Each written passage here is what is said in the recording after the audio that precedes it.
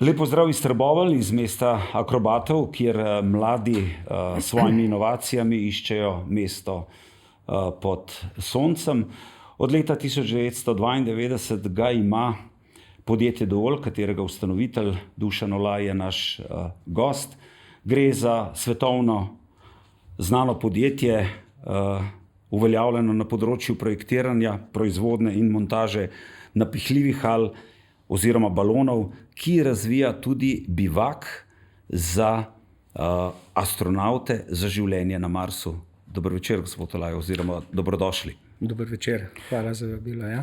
Povejte nam, kako gre zdaj z razvojem tega napihljivega balona, bivaka za življenje na Marsu? No, mi smo pripravljeni. Problem je samo v tem, da Musk in tehnologija še nista pripravljena za nas. V tem trenutku smo razvili, pravzaprav, da se razumemo, ne, tisto, kar počnemo mi ta trenutek v okviru razvojne naloge z NASA, z ESO, z Cranfield univerzo in z arhitekti v Londonu, je samo ena od možnih rešitev, ki bo na voljo prvim prebivalcem Marsa oziroma prvim gostom Marsa. Gre za to, pravzaprav, če si zamislite, isto kot osvajanje Divjega zahoda.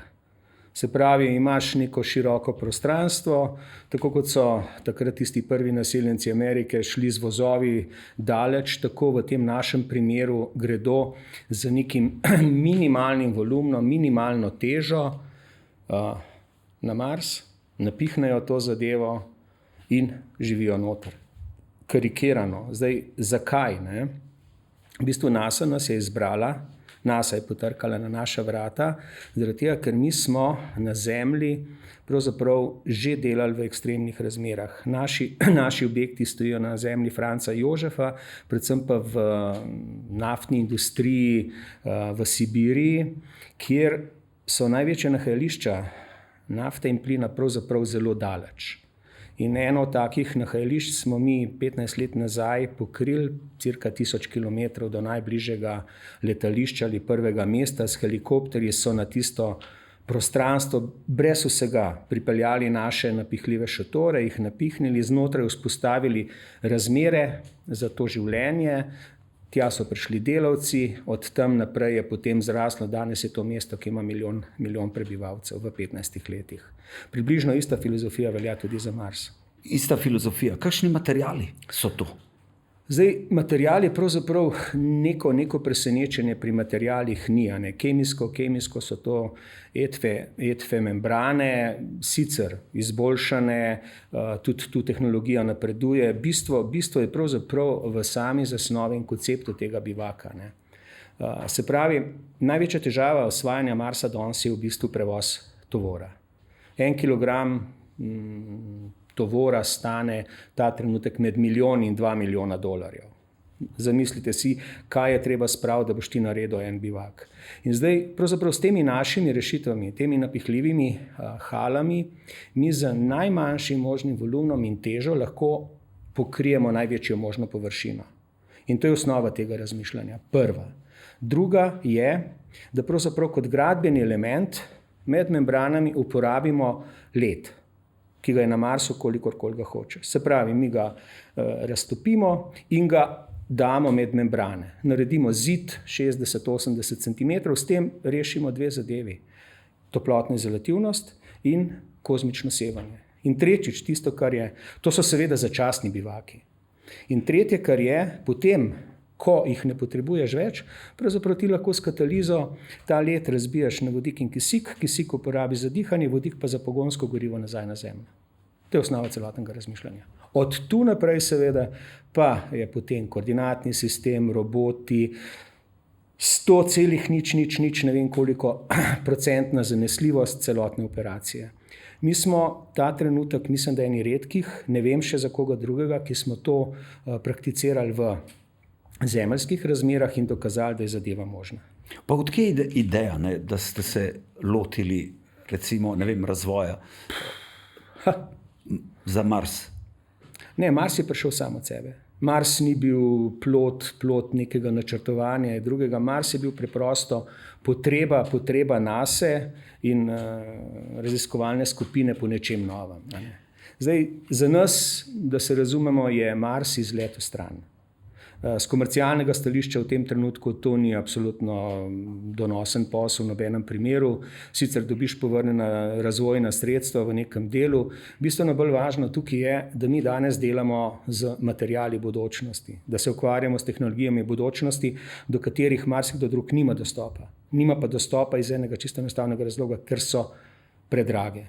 Naprimer, sem bil par mesecev nazaj v Švici, kjer razvijajo novo membrano, primerno za razmere v vesolju, se pravi, da bo zdržala meteoritske nevihte, pa še kaj drugega zraven. In sem rekel, ok, potrebujemo 2 kvadratna metra za to, da bi stestirali pri nas v laboratoriju, pa so rekli, veste, gospod Olaj, ne bo šlo, ne, ker 1 kvadratni meter stane 10 milijonov, lahko vam pa damo 1 kvadratni centimeter. Ne. Tako približno to zgleda. In to je tisto. Ne. Se pravi, nam Mars ta trenutek pomeni to, da s tistimi znanji, ki jih vemo vnaprej, smo lahko najboljši na Zemlji. In če se vrnemo na Zemljo, kje poleg Sibirije še vse stojijo vaše napihljive hale, baloni, hangari? 70 držav sveta, 70 plus, ta trenutek smo na 74 državi, 2200 objektov. Jaz bi tako rekel, ne. Nekoč moj veliki vzornik v poslu, ko smo se še širili v države bivše Sovjetske zveze, je bil Miloš Kovačič, legendarni direktor Krke. Ne. In on je dostikrat rekel, Krka od Strunjana do Kamčatke. Ne. Jaz danes lahko rečem Duol od Kamčatke do Valparaiza v Čilu. To približno je razdalja, ki je Krka ne more doseči. Ko ste recimo omenili Valparaiso, pred leti sem se vozil ravno v ta isti Valparaiso, in ob avtocesti zagledam napihnen balon in na njem piše Duol. In v bistvu me je razganjalo od ponosa, ampak takoj sem pa si postavil naslednje vprašanje, kako to vzdržujete, ne vem, 14 ur leta je do Čila in tako naprej. Kako je z vzdrževanjem teh napihljivih balonov, koliko ga sploh potrebujejo in servisiranjem in tako naprej? Mislim, da smo tle že prišli do neke perfekcije, kjer nič od tega ni nujno več, da se dela fizično, ampak vse nadaljavo. Ne. Se pravi, mi imamo ne sicer za vse balone, za tiste objekte, za katere nam dovoli lastnik, imamo praktično 24-urni nadzor, se pravi, v našem nadzornem centru spremljamo popolnoma vse funkcije teh napihljivih objektov, od zunanjih parametrov, meteoparametrov do funkcionalnosti samih naprav, osvetljenosti, porabe energije, vsega, kar je potrebno. Tako da pravzaprav človeška roka kot taka niti ni več potrebna, celo razmišljamo, da bi v parih letih poskušali tržiti balone, zgleda sicer utopično, preko Amazona. Se pravi, da kupec klikne, dobi 2 kontejnerja in plug and play sistem, lepo jih postavi in pojavi se mu teniško igrišče za 1, 2, 3, kakorkoli že. Če se ne motim, s pokrivanjem teniških igrišč se začeli v Sloveniji. Tako. Katerega leta? 92? To je bilo leta 92. Jaz sem bil... Od kje ideja? Jaz sem bil navdušen teniški igralec, na dan. Državna služba pomeni, da je bilo dosti časa, ne, se pravi. Katera državna? Pustimo. Letni plan izpolnjen v 1 mesecu, vse ostalo je bilo dovolj časa za igranje tenisa in seveda v Sloveniji je bil problem igranja tenisa v zimskem času. Ne. Tako da sem takrat prišel na neko idejo, se odpeljal v Italijo, kjer je že nekaj takih igrišč bilo in postavil prvo tako v Ljubljani in potem neka koincidenca, naključje, je prišel trener, znani trener, ki je potreboval podoben objekt za Belorusijo. Za predsednika Lukašenka in zgrajen mora biti v 3 mesecih.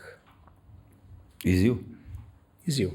Sicer skoraj mišljen nemogoče v tistem trenutku, kako boš ti neke balone, ki so narejeni za temperaturne pogoje, ne vem, -10 stopinj maksimalno, odpeljal zdaj 2500 km daleč, ne znaš jezika, ne veš nič, kako funkcionira, pa zdržati more -30 stopinj, pa še kaj drugega zraven. Ampak mi smo to naredili, niti ne v 90-ih, ampak v 80-ih dneh.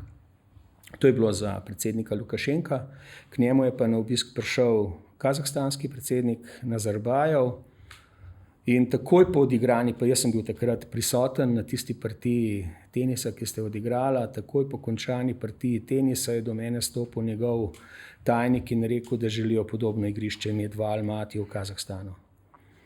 Naslednjo je stalo v Almatiju čez pol leta, potem je k kazahstanskemu predsedniku priletel ukrajinski predsednik Kučma, je bila tretja v Kijevu, potem je Jelcin priletel v Kučmi in je stala četrta v Moskvi.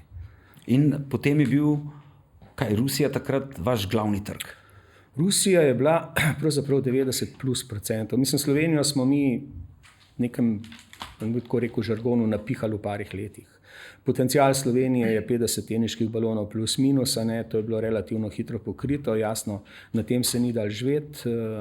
Tako da ja, Rusija je v parih letih prinesla nam preko 600 pokritih. V osnovi je vse šlo zgolj samo za tenis. 600 takih objektov, to je bilo preprosto neverjetno, kakšen boom je to bil. Ampak tudi potem moment streznitve v nekem trenutku. Kdaj je prišel ta moment streznitve in kako močno je zatresel to vaše podjetje in potem kaj ste se iz tega naučili? Mislim, da nas je kriza rubla, rubel, ki se je zlomil leta 1998, nas je spravila na kolena tako, da bili smo klinično mrtvi. Pravzaprav je bil čudež, da smo se uspeli pobrati, ker smo utrpeli strahovito izgubo, izpad že sklenjenih poslov in tako naprej. Ampak nauk te basni je bil, da odvisnost od trga je treba zmanjšati. Mi smo šli iz tiste 90% odvisnosti, v tistem trenutku smo sprejeli sklep, da v 5 letih to odvisnost zmanjšamo po 10%.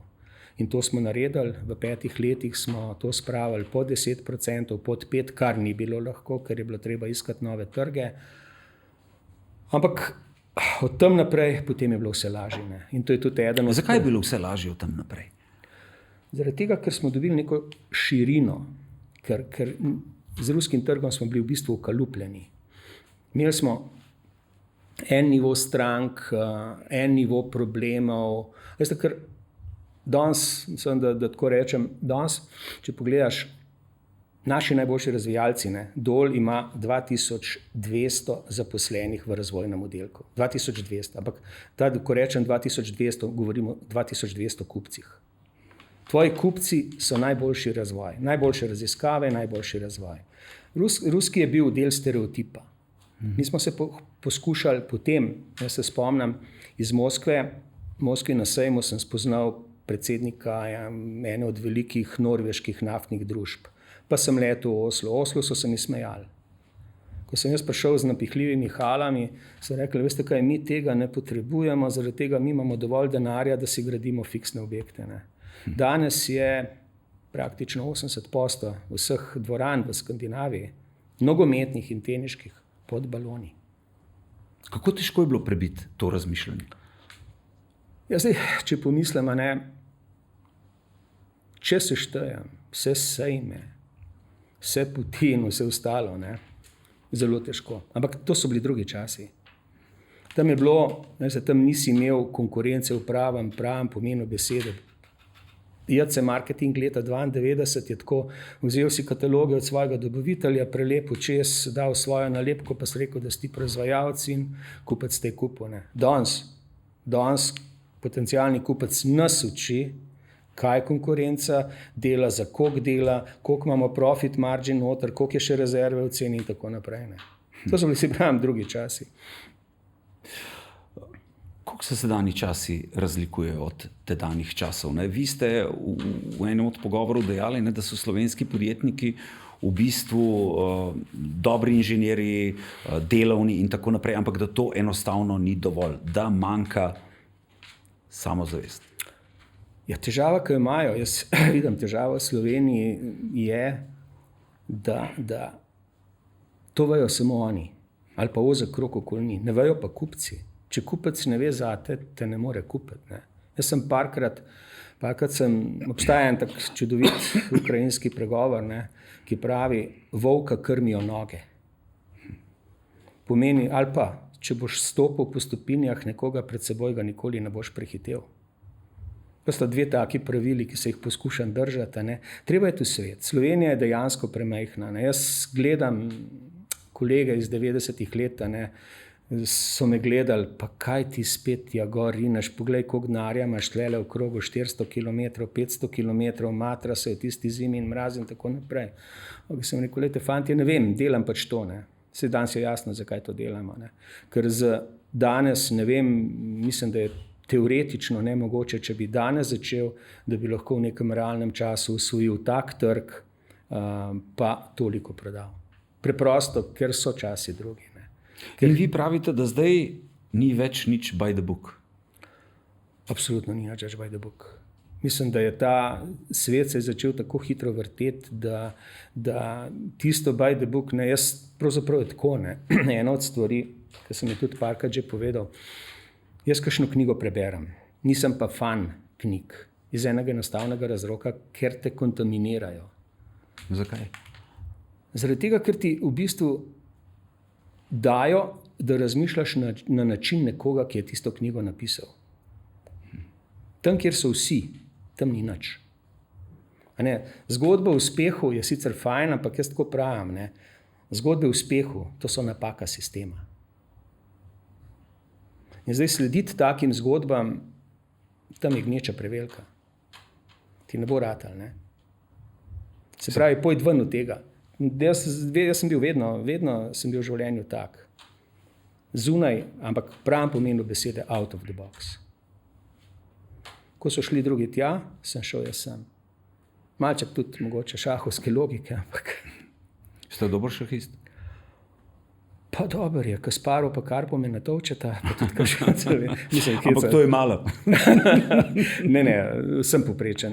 Bil sem zelo dober šahist z ratingom, mojstrski kandidat, zdaj samo še občasno igram.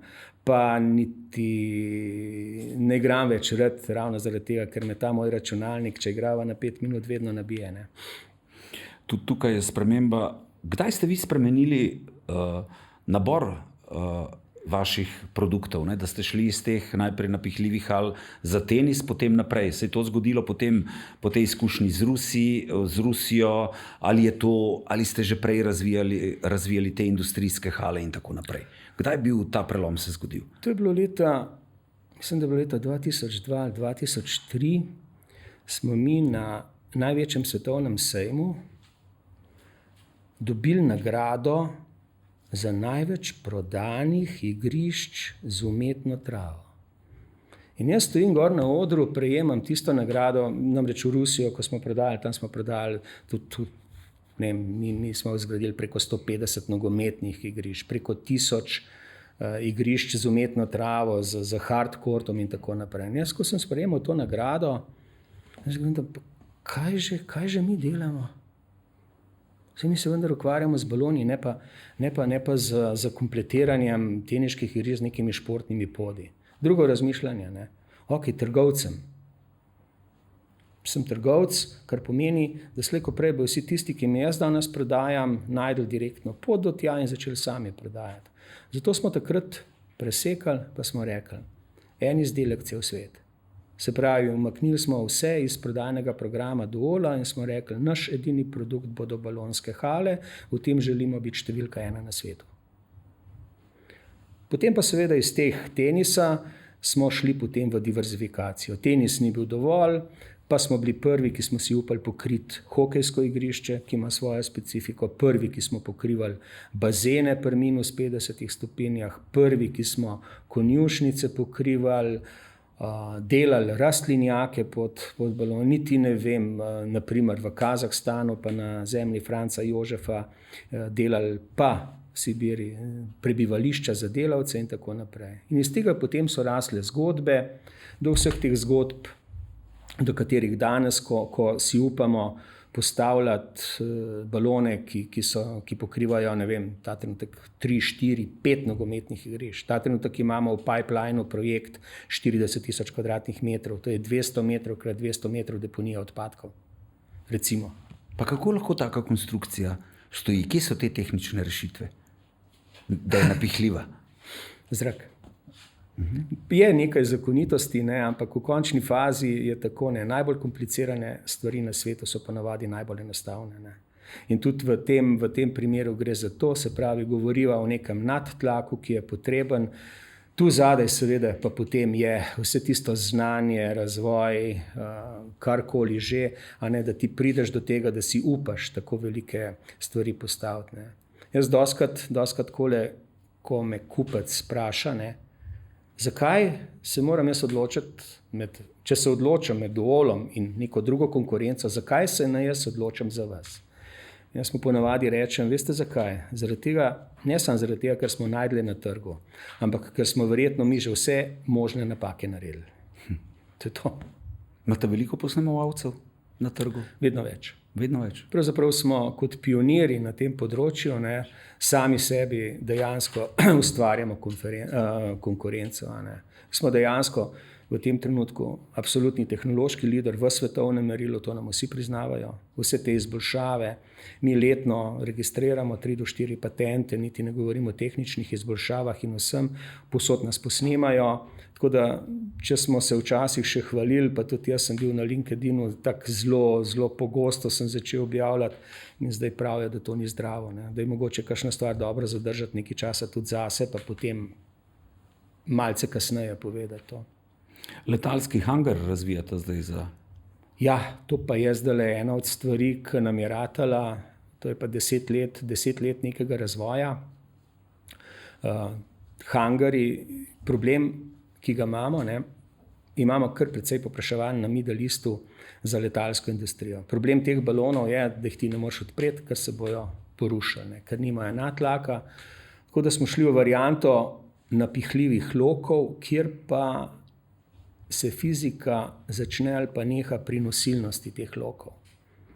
In to je bilo eno od problemov razvoja lep čas. No, mi smo ta problem zdaj rešili in ravno 2 dni nazaj smo postavili na dvorišču v Kamniku pod Krimom letalski hangar, katerega se da parkirati Airbus 320, Boeing 737 in ta trenutek celo že Qatar Airways poprašuje po garaži za Airbus 380. Ne. Zdaj upam sam, da ne bojo sosedje tam okoli, glede na to, da je to objekt, ki je visok 24 metrov, da ne bodo kaj preveč problematizirali tega. Če ne, lahko to hitro odstranite. To je ta prednost. Povejte mi, Bližnji vzhod, ne? Ja. To je zdaj ta orientacija, če sem prav gledal stvari in tako naprej, da zdaj poskušate, na katere trge poleg Bližnjega vzhoda poskušate zdaj še najbolj prodreti? Pa se pravzaprav ni. Zdaj, Middle East smo odpirali 10 let. Toliko smo rabili od prvega kontakta, nekega prvega interesa do tega, da smo postavili prvi objekt. Dejstvo je, da ta trenutek v zalivu stoji cirka 30 balonskih hal, od katerih jih je 25 naših. Pol imamo še kakšno ameriško in tako naprej. To je trg, ki smo ga odprli in kjer želimo zadržati tržni delež. Še posebej zaradi tega, ker gre le kljub samo za države z nekim izjemnim investicijskim potencialom. Zdaj, če pogledamo Saudovo Arabijo, kako se razvija in tako naprej. Tisto, kar pa šparamo oziroma si še ne upamo lotiti, je Amerika, Kanada letos odpiramo, v Ameriko prav tako zdaj poskušamo, smo rekli tako v roku 2 let, poskušamo tudi na ameriški trg. Iz enega čisto enostavnega razloga, ker sta mogoče v tem trenutku prevelika za nas in bi nas raztegnila. S tem potencialom, ki ga zdaj zmoremo, še nismo v stanju prevzeti. Je pa to za mojo naslednjo generacijo posla še za lep čas. Se vi spomnite še vaše prve poti in prvega kupca? Recimo službene. Kdo je prvi, ki je kupil vaš balon? Prvi je bil v Ljubljani, Tomačevo. Tako da ja, prva... Kaj pa v tujini?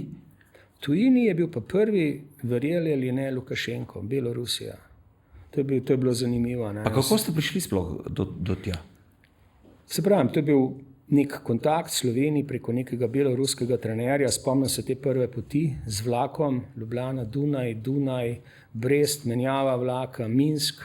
Tam ni bilo nobenih bife vagonov, tako da smo skoraj umrli od žeje. Preden smo prišli do Minska, niti nismo vedeli, da je potrebna viza. To je bil drugi problem, so nas hoteli nazaj obrniti, ampak v redu, to je bilo to, ne.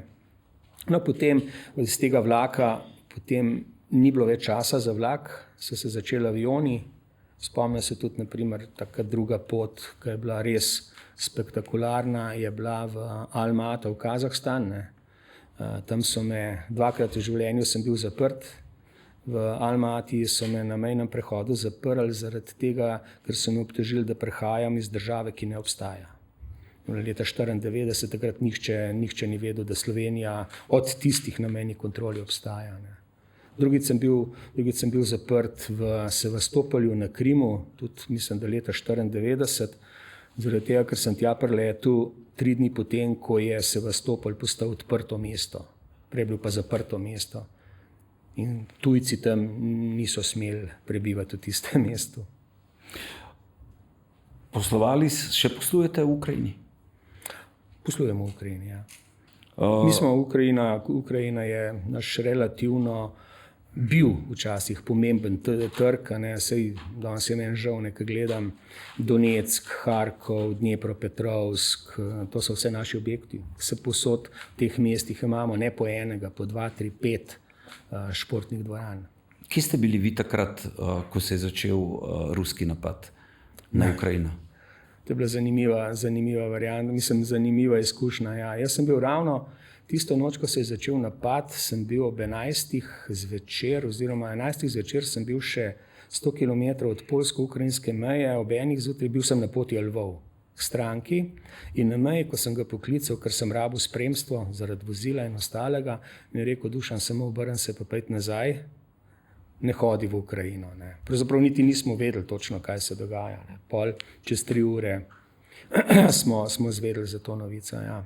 Ampak vi ste, če se ne motim, takrat potem tega vašega poslovnega partnerja povabili v Slovenijo, bili ste tudi eden od prvih, ki ste organizirali pomoč za ukrajinske otroke. Zakaj? V bistvu ste tam delali samo posel.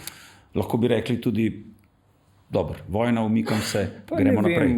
Mislim, zakaj smo to naredili. Jaz sem bil, pravzaprav dovolj je bil rojen v državah bivše Sovjetske zveze. Ne. Da se razumemo, preko 600 referenc, jaz aktivno govorim ruski jezik, naučil sem se ga v ruščini. V Rusiji, če sam povem, ne, da jaz sem 17 let svojega življenja prebil v hotelskih sobah, od tega nekaj let v teh državah. Ne. In nikoli ni bilo vprašanje, jaz sem v Rusiji bil z Ukrajinci, v Ukrajini bil z Rusi, kdo je kdo, pač nikoli ni bila tema. In tisti moj prvi odziv takrat je bil, da je treba pomagati. Nekdo je v problemih, da je treba del tistega, kar so oni meni dali, skozi zaslužek, vrniti nazaj. In ta humanitarna nota, najmanj, kar smo mi takrat lahko naredili dejansko je, mi imamo ogromni tovarniški kompleks, imeli smo proste skladišne hale, mislim, da je okoli 4000 kvadratnih metrov, mi smo jih odprli, to je noro, kaj se je dogajalo. Mislim, ljudje so nam dnevno vozila so nam pripeljali, celo vozila smo imeli. Tako da v nekem trenutku mi tega nismo zmogli, zato smo potem preko veleposlaništva Ukrajine poprosili še za pomoč.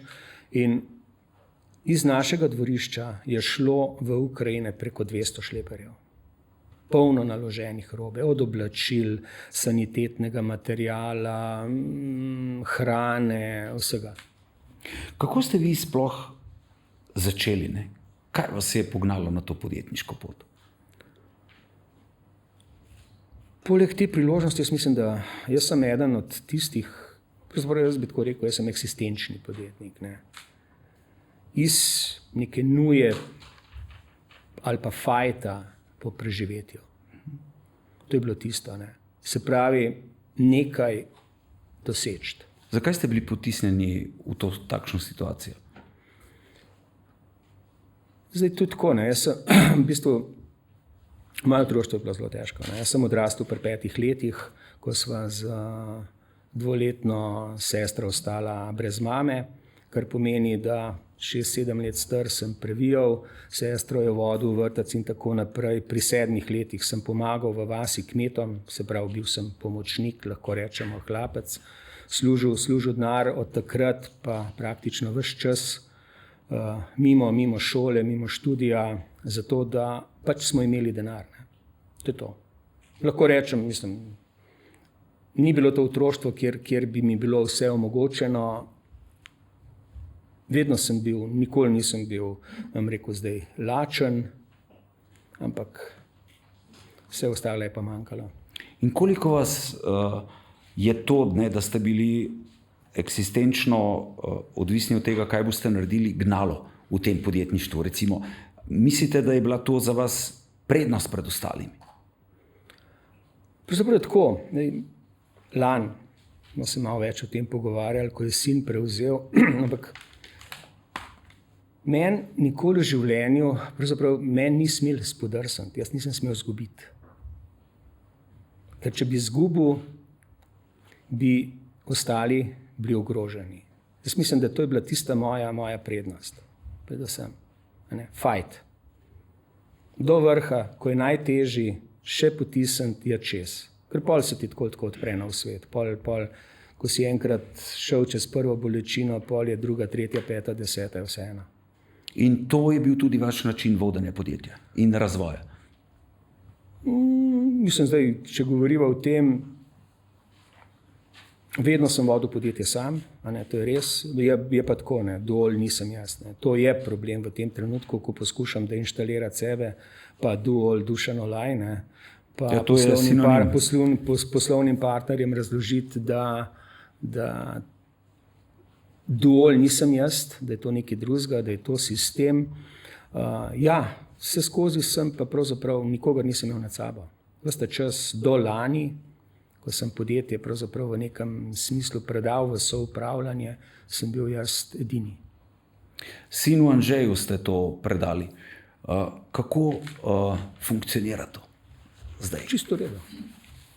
Zelo dobro, moram reči celo bolje, kot sem pričakoval.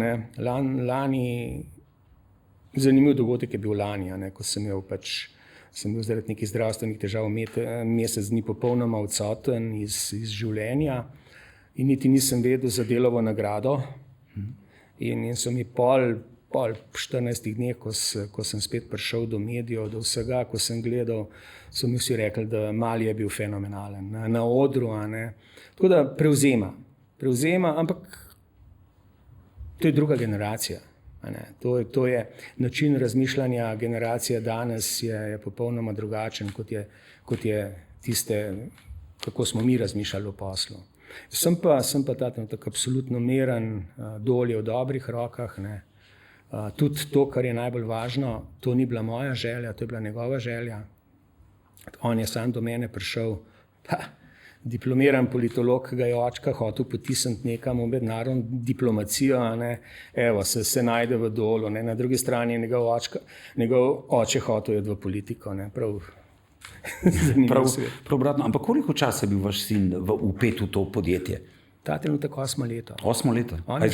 Kje je začel? On je začel čist preprosto na montažah, kot navadni montažer, šel skozi popolnoma vse službe v Dolu, vse faze razvoja podjetja, tudi zadnje 3 leta sodeloval pri vseh ključnih sestankih. Tako da tudi danes v tem trenutku mi dva vodiva podjetje tako, da imava pravzaprav 50-50 odločava, ampak njegova zmaga. Zakaj? Zakaj? Zaradi tega, da dobi ta občutek self-confidence, zaupanje vase. Koliko je to pomembno? Absolutno. Če tega nimaš, če ti nimaš možnosti, da odgovarjaš, če ti nimaš tega, potem nimaš nič. Potem boš vedno laufal k šefu, pa ga spraševal, a je to prav. Kolikrat bi jaz stvari v firmi naredil drugače, boljše, ampak jih ne naredim. Počakam, da jih drugi naredijo, so lahko bistveno slabše, ne more biti, ampak so slabše, so dražje, ampak ko so jih naredili, pridem do njih pa rečem, veš, jaz bi pa mogoče naredil to zadevo drugače, daj razmisli drugič o tej drugi zadevi. In v takem primeru se ti moji sodelavci cvetijo. Jaz dostikrat rečem, v Dolu ne delamo posla, v Dolu se posel igramo. Vsakdo je tisto, kar ima, ima ravno to. Odloča o nečem, pri tem je absolutno avtonomen. Pa še nekaj, odgovornost, tisto ključno odgovornost, vedno prevzemam jaz. Ker ti lahko v življenju delegiraš karkoli hočeš, ampak tiste odgovornosti, da boš sebe oddal, odgovornost za nekaj pa ne. A je tudi to razlog, da vi recimo nikoli niste evidentirali delovnega časa, da so imeli ljudje to, ne vem, vaši zaposleni, da ne vem, to svobodo, to obveznost in tako naprej? To pa ja, jaz sem tudi, moja izjava je, da dokler bom jaz v dolu, toliko časa se nihče v dolu ne bo štemplal. Iz enega čisto enostavnega razloga. Mi smo družini in sodelavcem prijazno podjetje. Moji sodelavci lahko ob 10, 12 pijejo kavo, grejo na trg, ampak potem bojo delali ob enih po noč. Pa ne zaradi tega, ker jaz tako hočem, zaradi tega, ker njim to bolj paše. Moje edino pravilo, ki ga imam, je, takrat, ko vas rabam, mi morate biti na voljo. In to je to. In tako laufa. In se obnese? Absolutno. Ti ne moreš, jaz ne morem z mojim bioritmom, jaz ne morem videti bioritma nekoga drugega. Jaz ne morem vedeti, kdaj je on kreativen, kje so njegove ure in momenti kreativnosti. Zato jim dam na voljo. Takrat, ko so najbolj spočiti, takrat ne delajo. Takrat, ko so najbolj sfokusirani, takrat ne delajo. Zdaj pa je to ob 8 zjutraj, to ob 4 popoldne ali ob polnoči. Prej ste omenili, da se vaše razmišljanje in razmišljanje sina, ki bo to zdaj peljal naprej, razlikuje, da je to nek nov način razmišljanja. Kakšen recimo, koliko se to razlikuje z vašim pogledom, recimo, kaj ta mladost prinese in te njegove izkušnje? Dejali ste, začel je kot monter, video je vse, ve vse, obenem je spremljal vas. Kje je zdaj ta razlika? A je mogoče še bolj drzen, še bolj prodoren kot vi? Ali vidi stvari drugače? Dol je v bistvu rastel na nek način, tako rekel, divjega zahoda. Jaz nisem menedžer po izobrazbi, se pravi, vse skupaj je bilo intuicija, kako smo vodili podjetje 1, 2, 3, 5, se pravi od faksa, prvi fascikel, drugi, najem, nakup, stroj in ostalo. Jaz sem bil vedno v teh, se pravi, jaz sem se sam učil. Anžej prihaja iz generacije naučenih. In zdaj oni želijo, da je vse by the book. Ampak vi pravite, da ni več by the book. Ja, ne. Pošlihtano v firmi. Jaz bom še vedno, to, da je dol uspel. Jaz sem postavil, naprimer, balon brez plačila nek. Zakaj? Zaradi tega ti lahko 10 let hodiš na sejem v eno državo, pa razlagaš, kako imaš lepo stvar, ki je ne moreš pokazati. Pa bo za tisti sejem zagonil 100.000 evrov. Lahko pa postaviš balon za 80.000 evrov, pa rečeš, lejte, jaz imam pa v vaših krajih že balon takole zgleda, pa sem 100%, da bo ta balon naredil še nekaj balonov. Pa ne v 10 letih, v 5 letih. Moje računovodje se zaradi odprtih terjatov potem križajo in tako naprej, revizori dvigajo roke, ampak to je bil moj način, da je dol prišel do te faze, v kateri je zdaj. Ta nova faza pa seveda zahteva. Mi smo iz malega podjetja, mi smo srednje veliko podjetje, postajamo resni v mednarodnem prostoru, tako in drugače, z neko res lepo rastjo, to pa seveda zahteva določeno disciplino. In v tem delu, pa še vedno sem pa jaz tisti, kdaj pa kdaj rečem, vse je lepa avtocesta, tale naravnost, ampak jaz bi šel levo ali pa desno. Povejte mi, kakšna je vizija v resnici razvoja vašega podjetja, ko se pogovarjate s sinom? V katero smer bo po vašem mnenju šlo? Kakšne materijale boste še razvijali? Če se ne motim, ste postali solastnik italijanskega podjetja, ki proizvaja materijal za vaše. Zdaj smo že lastniki. Ste že lastnik popoln? Zdaj smo že lastniki, zdaj smo zintegrirali v bistvu celotno proizvodno verigo. Imamo pravzaprav v tem trenutku največjo tovarno za varjenje platna v Evropi, če vse skupaj seštejemo. Tako da za to integrirano enoto smo mogoče številka 2 ali 3 na svetu, ta trenutek po proizvodnih kapacitetah. Zdaj, dol gre v 2 smeri. Smer ena je, da obdržimo ta tržni delež ki ga imamo, a ne v tem core biznisu.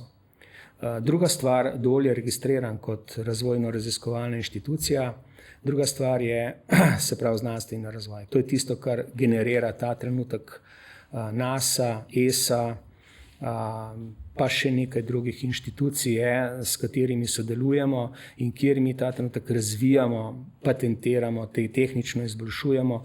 In v neki viziji se oba z Anžejem strinjava, če mi danes prodamo en kamion blaga za en kovček denarja, bi jutri radi prodali en kovček tehnične dokumentacije za en kamion denarja. Se pravi, iz blaga v prodajo znanja. To je tisto. In mislim, da smo na pravi poti. Zakaj? Zaradi tega, ker imamo zaradi izkušenj pa referenc vse tisto potrebno znanje, da jutri po jutrišnjem lahko trasiramo pot vsem tistim sledilcem, ki bojo prihajali za nami. Glede na spremembe, ki se dogajajo v svetu, poslujete povsod, na 70 državah, imamo vojno v Ukrajini, Bližnji vzhod, ameriškega predsednika, ki deluje zelo protekcionistično, Kitajci so tukaj, držijo v šahu celo industrijo avtomobilsko z baterijami in tako naprej. Koliko časa mislite, da si Evropa sploh lahko še privošči tak nivo zdravstvene zaščite, socialne zaščite, kot si jo zdaj? Ali se bo morala temu odpovedati v boju z konkurenco, s Kitajci in tako naprej? Lahko v bistvu tekmujemo s tujci, Kitajci predvsem in ostalimi na takem nivoju pravic, ki jih imamo, ki so seveda to Evropo postavili na svetovni pedestal, da vsi želijo živeti v Evropi. Evropska unija je neka obljubljena dežela. Veliko vprašanj. Ampak to je tako, časa absolutno nimamo več. Mislim, da nimamo časa, ampak Evropa je zavozila. Kitajska je ta trenutek absolutno v nadrejenem položaju. Težava, ki jo imamo, osnova blaginje je dodana vrednost. Mi je nimamo jutri, Evropa je nima več od česa jemati. Preprosto zaradi tega, ker smo izgubili smo vso tisto industrijsko prednost, kakršnokoli drugo prednost, ki smo jo imeli. In tisto, kar so Kitajci počeli 20 let nazaj, ko so hodili po Evropi, pa se učili, ta trenutek ostaja nam. Da se bomo naslednjih 20 let sprehajali po Kitajski, pa od Kitajske učili, kaj so naredili, da bomo mogoče potem spet v neki fazi mi lahko prehiteli Kitajce. To je dejstvo. Tu ne moremo kakršnokoli drugo razmišljanje in proti Kitajski se ne da tekmovati. V tem trenutku ne. Tisto, ko bo meni rekel, bom naredil to, ono, tretje, ne. S Kitajsko lahko v tem trenutku samo sodeluješ. Ne fajte se pa z njo, ker nimaš nobenih šans, da boš preživel. Če gledava poskuse Evrope, Draghijev plan, pa še kaj Letija in ostalo, vsa ta pisma, 800 milijard in tako naprej, moramo eno stvar vedeti. Mi ta trenutek z očmi današnjega časa gledamo na to, kaj bi delali. Pozabljamo pa na to, da z zmanjševanjem industrijske produkcije in ostalega bomo imeli mi vedno manj mase denarja, ki jo bomo lahko podelili temu. In osnova za blaginjo, še enkrat, je zgolj in samo dodana vrednost. Tisti, ki to razume, bo razumel, da tukaj dejansko časa nima. Pa nočem biti pesimističen, ampak v življenju si je dostikrat treba preprosto povedati, stvari take so. In slepljenja tu ni. Politika ti ne pomaga. Razlika med politiko in poslom je, politika je od šanka do šanka, na 4 leta se menja, mi pa moramo funkcionirati mimo 1, 2, 3, 5, 10 vlad, dolma danes 35 let. Ampak vas je ta politika vedno na nek način mikala. Zakaj? Ravno zaradi tega razloga. 2018 ste bil kandidat za gospodarskega ministra SD-ja in tako naprej. Kaj je bil razlog, da vas je to vedno mikalo? Ravno to ustvarjanje tega okolja? Ne, mogoče mikalo me je ta nemoč, pa neumnosti, ki so se dogajale.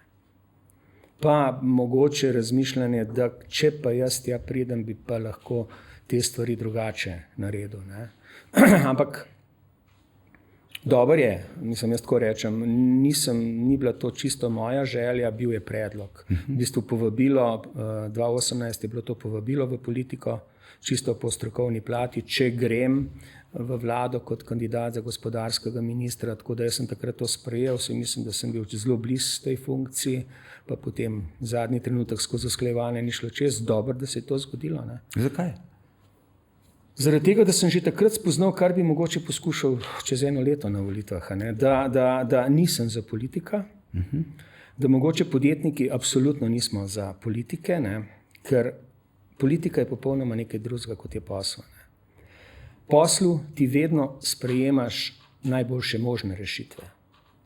V politiki pa najbolj sprejemljive rešitve. In tukaj je blazen disproporc tega. Ne. Da bi se jaz danes navadil, da sprejemam zavestno nekaj, kar ni najboljše, za ceno nečesa drugega, ne gre. Sem genetsko že tako deformiran material, da ta transformacija ni možna.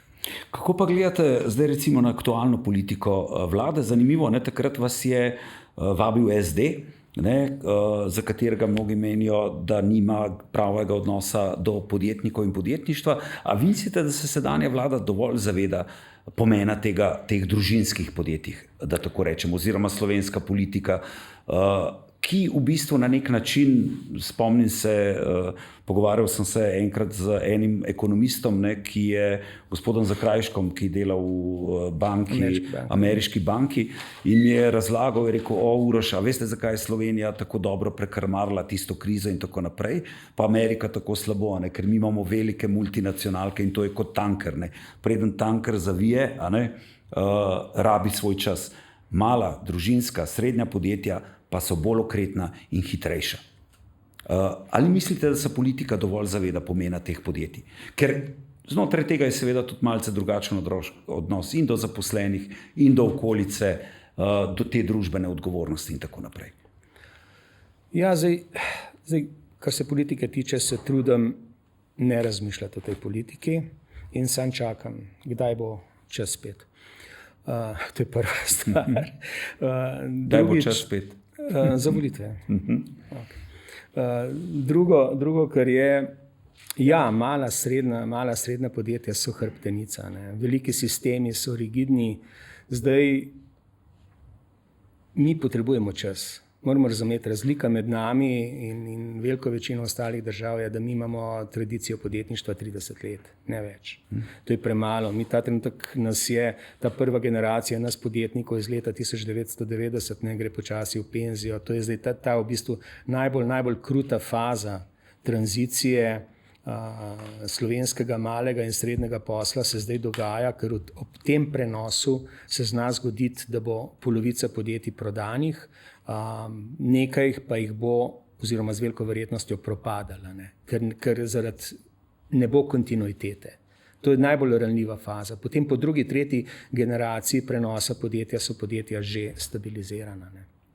Zdaj tu naprej jasno je, da mala in srednja podjetja lahko delajo in najbolje delajo. Ne. Samo omogočati jim te pogoje, tako rekel, ta vlada zanesljivo tega ne počne na način, jaz verjamem, tako bom rekel, jaz verjamem, da se trudi. Ampak če je to vse, kar lahko ponudi, potem je to premalo v tem trenutku za ta prostor in čas. Ne. Se mi zdi, da za tem odganjanjem, za nestabilnostjo davčnega sistema, zakonodajnih regulativ, pa še česa drugega bi se najdel, ne omogoča tega razvoja. Doskrat bi tako rekel, jaz coacham, oziroma kako se pravilno slovensko reče, imam kar nekaj teh mladih start-upov, podjetnikom, ki jim pomagam in svetujem. Jaz vedno pravim tako, jim krajšam jim bolečino in čas do spoznanja, da naprimer kakšna njihova stvar ni uspešna. Treznim jih. In kaj sem hotel že povedati? Govorila sva o tem, v kakšno smer bi morala iti razvoj Slovenije, v teh družinskih podjetjih in tako naprej. Pustiti je treba podjetja dihati. Mladim podjetnikom je treba pustiti dihati. Ne jim zagroziti. Mladi start-upi lahko v relativno hitrem času ustvarijo ekstra profita. Ampak če imaš ti ne bom rekel koga, ki reče, da bo ekstra profit dodatno obdavčil, boš tazga mladega nagnal. Ne. Danes živimo v času, kjer je v bistvu stvoritvena industrija tista, nič več. Slovenija nima šanse, da ta trenutek pozicionira v slovenski prostor neko veliko tovarno, zaradi tega, ker bo potrebno 5 do 10 let, da jo boš ti umestil v prostor, dovoljenje, dobil pa še kaj drugega naprej. Čas se prehitro vrti. V IT-ju, jaz zdaj pomagam, sodelujem pri pisanju gospodarskih programov 3 strankam, levega in desnega pola. Bodočnost je digitalna. Za digitalno bodočnost potrebuje tako, kot verjetno tlele v katapultu. 5G, računalnik, pa v bistvu popolnoma nič drugega. Pa dihati mi daj. Ne bi te obdavčil 5 let, dal bi ti še kakšne druge možnosti, dal bi ti možnost, da se razvijaš tu, v tem prostoru in času. To je osnova vsega. Ste še triatlonec? Čez 14 dni na svetovnem prvenstvu v Nici, če mi bo zdravje dopuščalo, ja, še vedno sem, končujem kariero, ne gre več. Leta so naredila svoje, tako da je vedno težje sestaviti vse skupaj. Ampak zakaj ste zagrizli v ta šport tako močno? Ironmana ste pripeljali v Slovenijo in tako naprej. Kaj je bil ta odmik od teh podjetniških pritiskov? Ali ste dobili v tem športu, teku in tako naprej, ko ste preizkušali tudi svoje fizične meje, ne vem, tudi kakšne dobre ideje in tako naprej? Mislim, da gre za push-pull. Potegneš. V bistvu je tako, posel prinese oziroma ogromno neke negativne energije, ki je potrebno sprostiti. In zdaj, jaz sem bil tenisač, zaradi pogostih poti sem izgubil teniške prijatelje, partnerje in tako naprej, nič več od tega ni bilo možno, tako da je moj teniški lopar so zamenjale tekaške superge. In pol smo šli, maraton, mislim, niti ne, 100 metrov, 200 metrov, mali maraton, veliki maraton in tako naprej. In pol sem si začel postavljati meje. Čisto preprosto, enostavno. Rekel sem, ok, bom pretekel maraton in sem ga pretekel. Sem rekel, če jaz lahko maraton pretečem, potem lahko tudi nov balon postavim tam. To je pravzaprav tako, da karikiram, to je tako kot zgodba o kosu salame pa kosu kruha. Odrežeš kos salame, kos kruha. Ješ kruh in salamo, pa ti ostane košček kruha. Greš v hladilnik, si odrežeš nov košček salame in ješ. Ti zmanjka kruha, ostala ti je salama. Spet odrežeš to. Push, pull, push, pull. Postavljanje meja. Ker zgodba zame je vrhunsko podjetništvo ali pa biti vrhunski menedžer je na nek način enako kot vrhunski športnik. Ti v bistvu radiraš meje, tiste stvari, ki te omejujejo.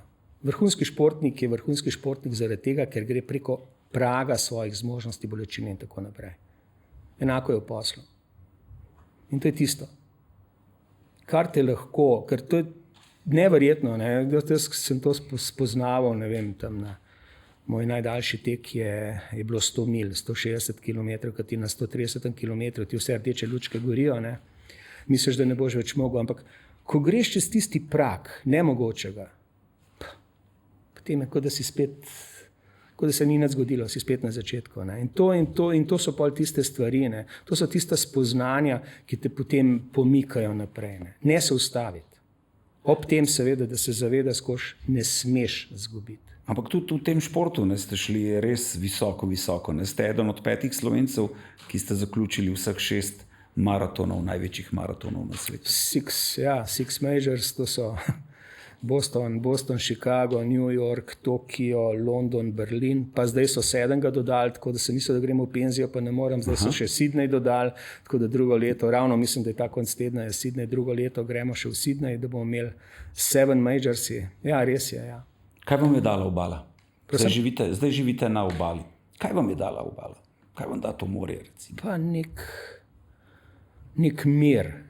Predvsem živimo v enem takem izjemno mirnem okolju, odmaknjen absolutno stran od vsega. Delam tisto, kar hočem, sprejmem tistega, ki ga hočem, in to je tisto največ. Pravzaprav je tako, dostikrat si rečem, neumen sem, da nisem že prej tega spoznal. kako je lepo. Ne? Kaj je tisto najlepše? Pa tisto najlepše je, če si volk samotar, je to mir. Zdaj bo začela še z vprašanji publike. Večina o tem ne želi govoriti, ampak kako pomembna, ključna ali ne je podpora doma, partnerke, prijateljev pri poslu. Ja, tukaj je tako. Ne. Tukaj, jaz bom tako rekel, da pravzaprav se tega niti nisem zavedal skozi celotno življenje. Meni je sin odrastel, 18. rojstni dan je imel, preden sem jaz sploh dobro pokapiral, da sem imel sina. Ne. Zakaj? Ker se pravim, jaz sem v 35 letih 17 let prespal v hotelskih sobah. To je polovica svojega življenja. Več kot 5000 letov. Ne. In pravzaprav družina je sicer bil neko mesto, da ne rečem, vse družina je sveta, če je tako vzamem kot tako.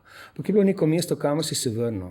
Ampak se spomnim, enkrat sem imel vprašanje, ne vem, mislim, da sem bil na 500 podjetnicah ali nekje, če lahko prioritete svojega življenja naštejem. Ne?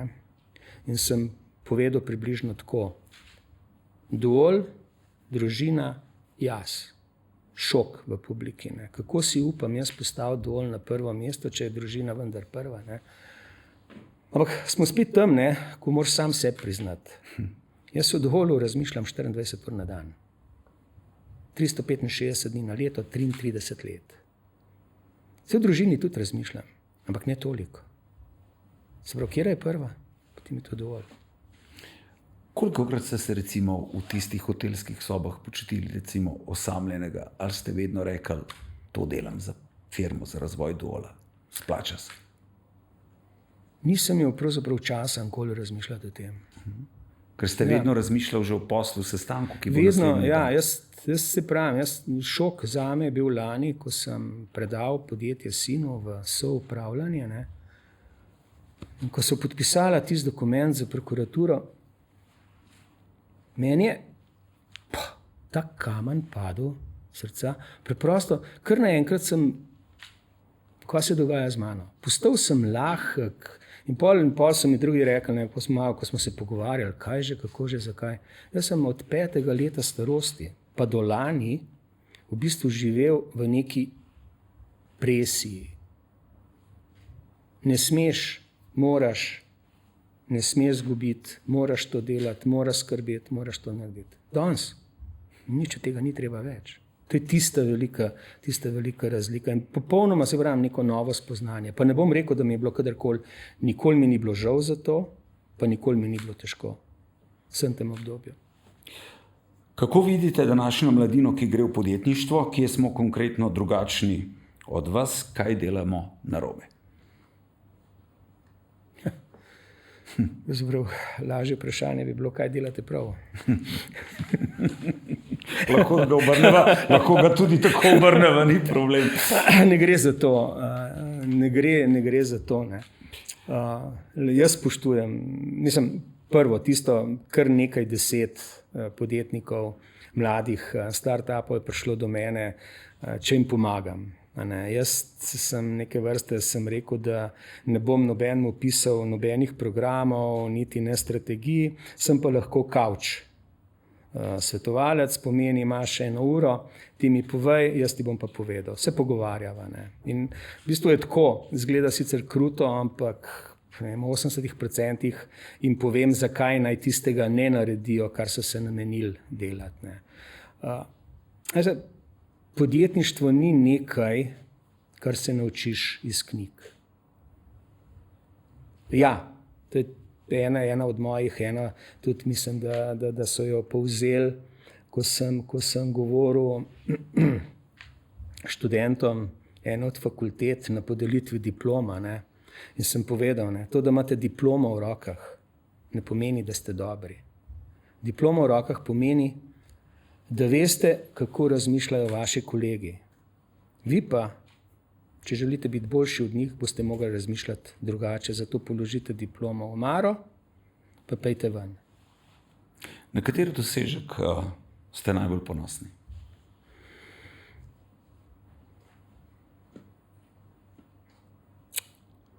Ponosen sem na Dool danes. Še bolj ponosen sem pa mogoče tisto, kar vem, kaj bo Dool jutri pa pojutrišnjem. Ker največja vrednost Doola ni to, kar se danes vidi. Ampak ta pot, ki je trasirana za 5, 10 in več let naprej. Jaz nikoli nisem, lahko bi hitreje rastel, lahko bi marsikaj hitreje delal.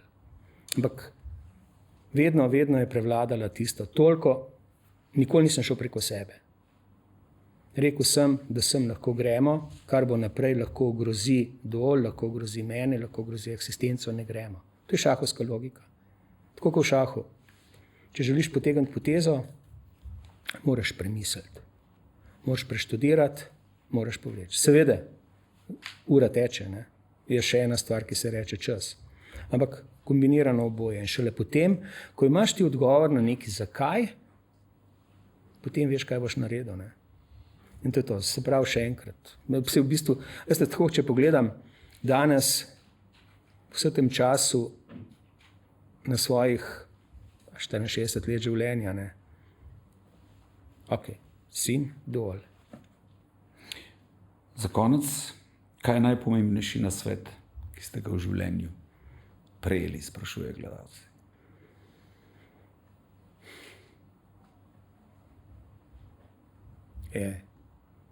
Nisem mislil, da Dušan lahko zmrzne. Boste pobrskali? Ne, vse je, v bistvu je tako, jaz tako pravim. Zaupaj vase. Self-confidence, da je človek sposoben ustvariti, to ni tako enostavno, kot se zdi na prvi pogled. Bom zaupal sam vase, ok, gremo naprej. Ne. Ampak tisti trenutek, ko veš, da nekaj zmoreš, da nekaj lahko, potem ni nobene ovire več, da tisto, kar si zamislil, tega tudi ne boš naredil. Gospod Olaj, najlepša hvala, da ste bili naš gost. Hvala. Hvala. Sledi mladi akrobat, Toni Ulčar, Sportboat, teniški robot.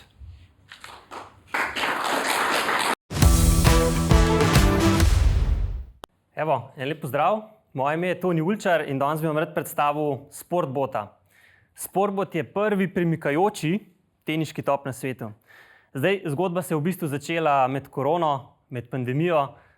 Kakor se vsi spomnimo, smo imeli takrat polno nekih omejitev, prepovedi, gibanja, druženja. Ampak jaz kot tenisač, jaz sem si še vedno želel igrati tenis. In zato sem si sposodil par teh stacionarnih teniških topov, ki so bili takrat na voljo. Hitro sem opazil, da so bili sicer ok za treniranje tehnike, za treniranje gibanja, ampak tam se je pa zadeva tudi ustavila. Jaz sem si želel ustvariti, oziroma jaz sem se želel trenirati kakor proti realnemu nasprotniku, proti pravemu nasprotniku. Nisem si mogel ustvariti nekih naprednih zaporedij udarcev in pa v bistvu simulirati prave teniške igre. In takrat, kot študent strojništva, mi je prišlo na idejo, zakaj pa se te naprave niso sposobne premikati po celotnem igrišču in tako bolj realno posnemati stile igranja in pa posnemati pravega nasprotnika. To me je v bistvu podalo na pot razvoja prototipa. Teh prototipov je bilo sicer več, v glavnem je bilo nekih ponesrečenih poizkusov, veliko je bilo enega eksperimentiranja, veliko je bilo nekih napak, ampak le potem, po nekem času, mislim, da je bilo to potem poletje 2022, sem uspel prvi prototip predstaviti na lokalnem teniškem igrišču. In za čudo je bil feedback oziroma povratne informacije od igralcev odličen. To me je nekako vzpodbudilo, da sem začel iskati ljudi, skupine somišljenikov, ki so verjeli v to vizijo in skupaj smo začeli s prednaročili. Odprli smo prva prednaročila. In ta prednaročila so bila uspešna. Uspešna pa niso bila samo pri nas v Sloveniji, ampak tudi v tujini. Veliko je bilo neke podpore iz tujine. Mogoče ena taka zanimiva zgodba je bila podpora enega italijanskega teniškega trenerja. Njegovo ime je Marco Roccella. V bistvu je on glavni trener v enem izmed luksuznih resortov v Italiji, na Siciliji. In jaz se spomnim, jaz sem se veliko tako pogovarjala in enkrat dobim njegov klic in prav, Toni, ne boš verjel, kdo ima rezervacijo na naših igriščih. Roger Federer. Jaz takrat nisem vedel sploh, kaj naj mu odgovorim, pa prav, Marko, a bi rad prišel na Sicilijo, pa mu predstavil to napravo. Mene je takrat prodal, jaz sem še isti dan rezerviral karte za letalo in odletel par dni oziroma nekaj tednov zatem na Sicilijo. In dejansko Roger Federer je bil tam, skupaj z družino so bili na počitnicah. In midva z Markotom so vse lepo napravo preštimala oziroma pripravila za njega.